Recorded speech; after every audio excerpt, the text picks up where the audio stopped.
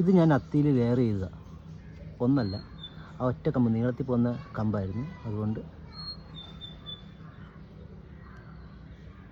5 layer അടിച്ചിട്ടുണ്ട്. ഏതായാലും അത്യാവശ്യം ഗ്യാപ്പ് ഇട്ടിട്ടാണ് നമുക്ക് കട്ട് ചെയ്തെടുക്കാൻ പറ്റും.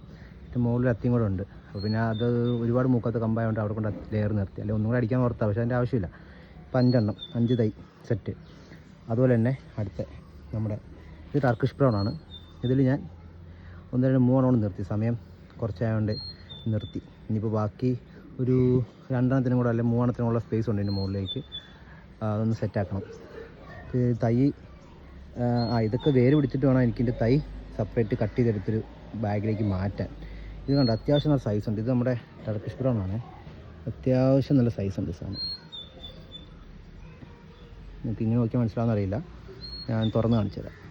കണ്ടോ, അത്യാവശ്യം സൈസ് ഉണ്ട്. കൈ വെച്ചാൽ മനസ്സിലാവും. എൻ്റെ ഉള്ളം കയ്യിൽ ഫുള്ള് നിൽക്കും.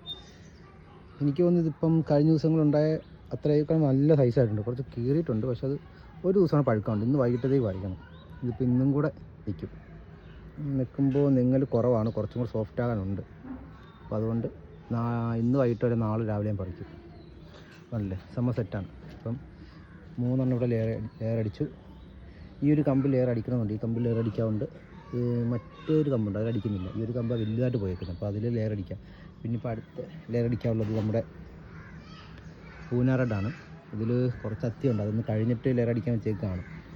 അപ്പം ഇതിൻ്റെ ലെയർ അടുത്ത ദിവസം അടിക്കണം. ഇത് 5 ഇതിപ്പോൾ പെട്ടെന്ന് ഇതാവും, നമുക്ക് പെട്ടെന്ന് തന്നെ വേര് വരും. ഒരു 20 ദിവസം കൊണ്ടൊക്കെ വേര് വരുന്ന സാധനമാണ് അത്തി.